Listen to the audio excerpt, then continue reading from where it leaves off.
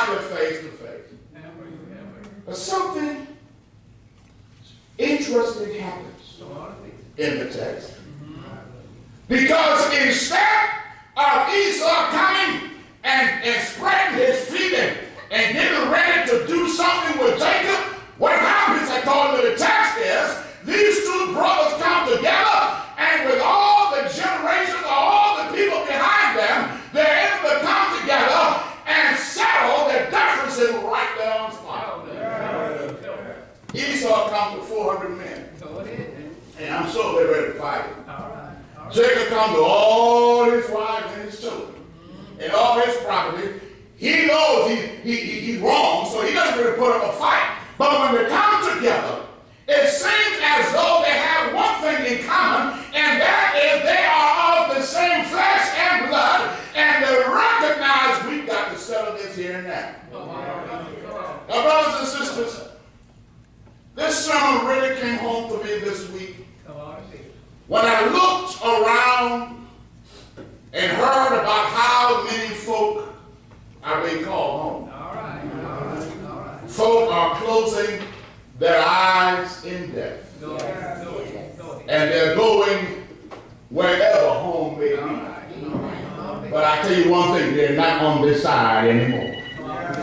And I begin to think about the possibility that there may be a lot of folk who may be dying this week or weeks to come or days to come who have not yet settled the conflict that they had with somebody else. And at some funeral home, at some church, at some gathering, there are some folk crying their eyes out because they did not get an opportunity to say to the deceased, I am sorry. Grab him. I pray to God that you never find yourself in that position. Because you already know when somebody closes their eyes in death, I don't care how much you cry, I don't care how much you holler, I don't care how many flowers you bring, the conflict between you and that person remains unsettled for all eternity. Because we simply did not bring ourselves to say, I'm sorry.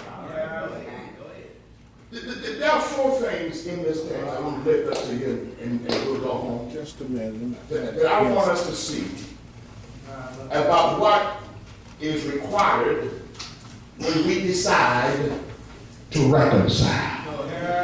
Well, let's at least agree that we need to do this. The Bible teaches that we need to reconcile with whomever we may have a conflict or a broken relationship.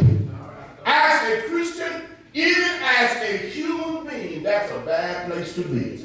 And so what the Bible encourages us to do, even in this text, is to lay aside our pride, our womanhood, our manhood, and just come together and say, let's settle this thing. Fact is, we have only a few days left. You don't know when yours is, I don't know when mine is, but I do know this, that when I close my eyes in death, I want to do it with a peaceful resolution, knowing that I have settled whatever conflict I had with somebody, so I don't have to die with a frown on my face. I can die knowing, thank God, I said I'm sorry. First thing we see in this text is the first requirement for reconciliation is humility. Humility. Look at verse 3 of the text. In verse 3, we read, and he passed over before them and bowed himself to the ground 7 times until he came near to his brother. This is Jacob. Bows himself 7 times. Now, you already know, Bible students, that the act of bowing is the act of respect. is the act of reverence. It is in essence saying to whomever you're bowing to, you have no power over me. And so what he does is, he doesn't bow just one time. He bows 7 times to let his brother know, I am indebted to you. Why? Because really, I'm the one who has wronged you. And in order for Jacob to bow 7 times to his brother Esau, what he had to do was he had to lay aside some pride. He had to lay aside some self-recognition. He had to lay aside his position. He had to lay aside the fact that his name was Jacob and come to him just as he was and say, I am humble enough to bow before you and say, I'm sorry. You can't reconcile if you're proud. You can't do that if you got a big head. You can't do that if you got a big ego.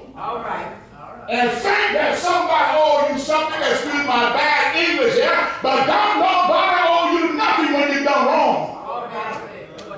You owe someone something. You are the one who ought to come and say, I'm sorry. And so what he does is he comes and bows before him in humility. I tell folk, and I'm sure I'll do it this week when I teach this class, whenever you offend, whenever someone says to you, you offended them, before you start explaining yourself, or like someone said, before you start explaining yourself, get the words I'm sorry out first.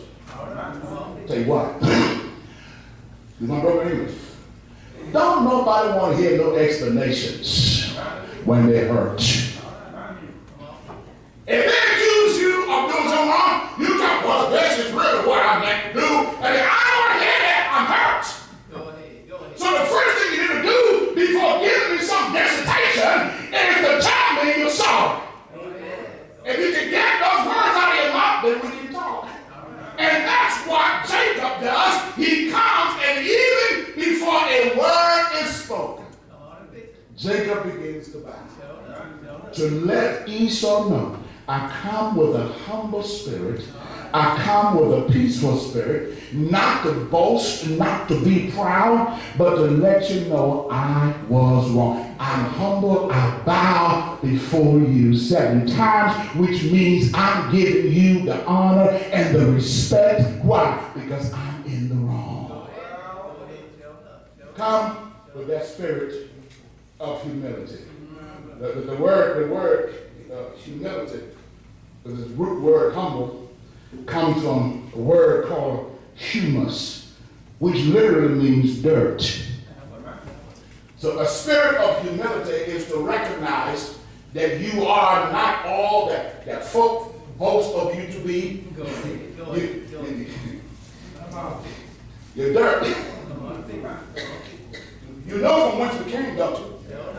When God created us, that's what he did, didn't he? He went down and scooped up dirt and made us and breathed into us, and the Bible said we became living souls. Listen, when you come to the situation where you need to be reconciled, or you need to pursue reconciliation, leave your pride home. Amen. Leave your prestige at home. Leave your status in society at home. Come just the way you are and start by saying, I am sorry.